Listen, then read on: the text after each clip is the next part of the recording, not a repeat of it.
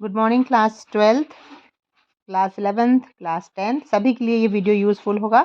और इसमें मैं आपको बताऊंगी best easy and very simple trick to attempt the questions of clauses के जो आपके सेक्शन सी में जो ग्रामर आता है उसमें जो क्लॉजेज आते हैं उसके मैं आपको आज इजी ट्रिक बताऊंगी कि आप उनको कैसे कर सकते हैं। बस आप ये समझ लीजिए कि एक चीज़ होती है ग्रामर में सेंटेंस और एक होता है फ्रेज और एक होता है क्लॉज। ये सब आपस में एक दूसरे से रिलेटेड हैं। Sentence is a group of words which gives you complete sense. एक जब सार्थक अर्थ निकलता है शब्दों के समूह का उसको हम सेंटेंस कहते हैं। और क्लॉजेज भी शब्दों का समूह है, लेकिन इसमें ये सेंटेंस का एक भाग होता है, ठीक है, लेकिन इसका अपना पूरा अर्थ निकलता है और इसकी अपनी सब्जेक्ट होती है और वर्ब होती है। जैसा कि मैंने आपको बताया था कि सेंटेंस तभी सार्थक होता है जब उसमें सब्जेक्ट हो, वर्ब हो और ऑब्जेक्ट हो। सब्जेक्ट और वर्ब से मिलकर भी सेंटेंस बनते हैं, लेकिन जो मेन जो स्ट्रक्चर होता है ना वो SVO, that is subject verb object का होता है। तो क्लॉजेज जो हैं ये भी इनमें इनका खुद का सब्जेक्ट होता है और इनके पास इनकी खुद की वर्ब होती है। इतना सा आप समझ लें अभी। और एग्जाम पॉइंट ऑफ व्यू से कम समय में हम कैसे इन क्वेश्चंस को हल कर सकते हैं बस वो देख लीजिए। तो चलिए अब हम समझते हैं पहला एग्जाम्पल से। अच्छा, मैं बता दूं मेन जो है क्लॉजेज हमारे देयर आर, वैसे तो सबऑर्डिनेट और प्रिंसिपल क्लॉज होते हैं, लेकिन ये कोऑर्डिनेट क्लॉजेस के अंतर्गत आता है। लेकिन अभी आप इतना डिटेल ना समझें, आप इतना जान लें कि एडजेक्टिव क्लॉज होता है, एडवर्ब क्लॉज होता है और नाउन क्लॉज होता है। और अभी तक मैंने जो आपके पुराने पेपर्स देखे हैं उनमें एडजेक्टिव क्लॉज या नाउन क्लॉज ज़्यादातर पूछा जाता है। तो इसमें हम देखेंगे कि हम एडजेक्टिव क्लॉज को रिलेटिव क्लॉज भी कहते हैं, तो उसका हम यहाँ पर यूज़ सीखेंगे। जैसे फर्स्ट सेंटेंस है that is a boy he is my cousin. ये दो सेंटेंस हैं, अलग अलग हैं। और आपको डायरेक्शन क्या दिया है, कंबाइन यूजिंग हु। कंबाइन का मतलब होता है जोड़ना। अब आपको इन दोनों सेंटेंस को जोड़ना है और आपको हु का प्रयोग करना है। अब ये हु जो है ये क्वेश्चन वर्ड, इसको अब यहाँ पर ना समझिएगा, this is not a question word, it is a relative pronoun. ठीक है ना, ये प्रोनाउन भी होता है और ये दोनों सेंटेंस को जोड़ने का काम करता है। तो इसका क्या मतलब निकलता है, दैट इज अ बॉय, वह एक लड़का है और वह मेरा कजिन है। तो इसको दो सेंटेंस में बोलने की जगह हम कैसे बोलेंगे हिंदी में, that is a boy who is my cousin, मतलब कि वह लड़का वो जो लड़का है वो मेरा कजिन है।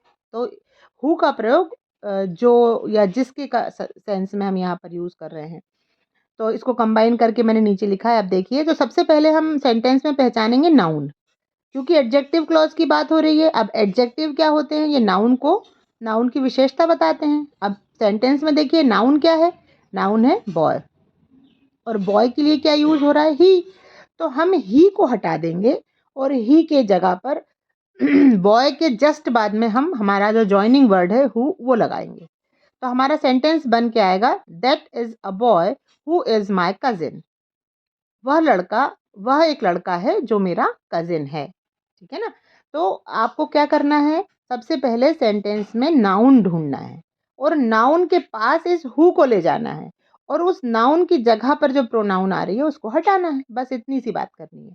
तो दैट इज अ बॉय में बॉय क्या थी, नाउन थी। तो नाउन के पास हम किसको लेकर आएंगे, हमारे जोड़ने वाले सेंटेंस को, वर्ड को, जो कि है हु, और ही को हम हटा देंगे। बस इतना सा काम करना है, right. So hope you may be getting what I want to tell you. आपको समझ में आ रहा होगा जो मैं बता रही हूँ। Now the second question is here is a story I want to tell it. यह एक यहाँ एक स्टोरी है, कहानी है, I want to tell it, मैं आपको बताना चाहता हूँ, कंबाइन यूजिंग दैट। अब ये नाउन क्लॉज आ गया दैट।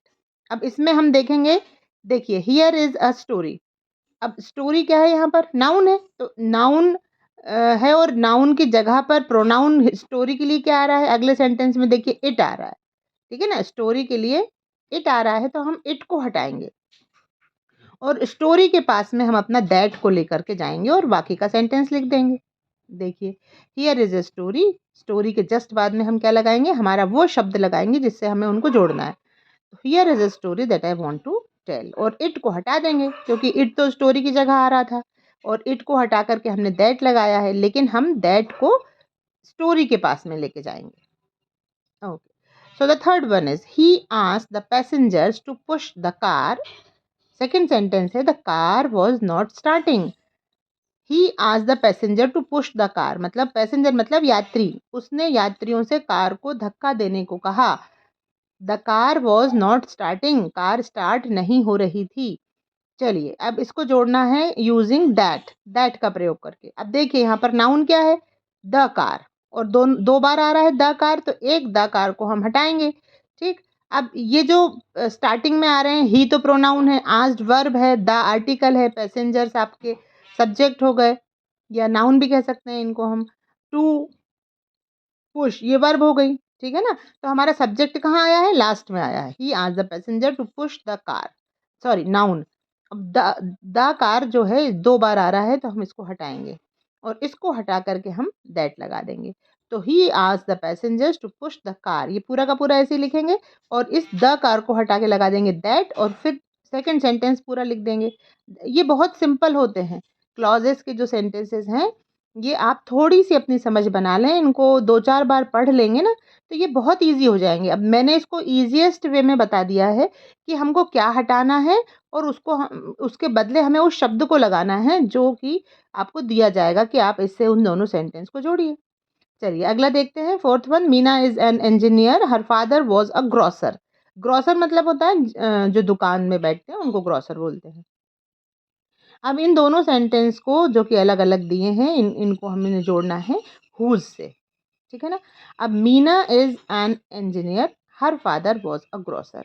अब हर जो है वो मीना के लिए आया है और मीना हमारा क्या है, नाउन है, ठीक है ना। तो अब इसकी जगह पर हमको मतलब इसके जस्ट बाद हमको हुज़ का प्रयोग करना पड़ेगा, ठीक है ना, क्योंकि हमको नाउन के पास ले जाना पड़ता है ना हमारा, जो जो जिस शब्द से हम जोड़ रहे हैं। तो Meena whose father was a grocer is an engineer. Second sentence को हम उसके बाद में लग देंगे, क्योंकि हर को हटा रहे हैं और हर की जगह पर हम क्या लगा रहे हैं, हुज। तो उसके बाद का सेंटेंस वहाँ आ जाएगा और बाद में पूरा दूसरा सेंटेंस आ जाएगा। चलिए अब नेक्स्ट आप देखिए, दो एग्जाम्पल और हैं। I met Ram, I congratulated him on his birthday. मैं राम से मिला और मैंने उसको उसके बर्थडे की शुभकामना दी, कॉन्ग्रेचुलेट किया। यहाँ पर नाउन देखिए आप, राम है, फर्स्ट सेंटेंस में नाउन राम है और राम की जगह जो प्रोनाउन आ रही है वो क्या है, हिम है, ठीक है ना। तो हम हिम को हटा देंगे और जो भी सेंटेंस जो भी हम यूज़ करने का शब्द है, हमारा जोड़ने का शब्द है हुम, उसको हम राम के पास ले जाएंगे। देखिए I met Ram whom I congratulated on his birthday. Very easy. Now the sixth one, the book is on the table, the book is mine. Combine using which, ध्यान रखिएगा कि जब वस्तुओं को हम जोड़ेंगे तो विच से जोड़ेंगे और जब हम व्यक्ति पर्सन की बात करेंगे तो हम वहाँ पर हु लगाएंगे। तो द बुक दो बार आ रहा है, द बुक नाउन है, एक द बुक को हटा देंगे और द बुक के पास में हम ले जाएंगे विच। तो the book which is on the table is mine. या ये ऐसे भी हो सकता था, the book which is mine is on the table, ये भी हो सकता था, ठीक है ना। तो इनको आप 2-3 बार पढ़ लीजिए, ठीक है ना। Thank you.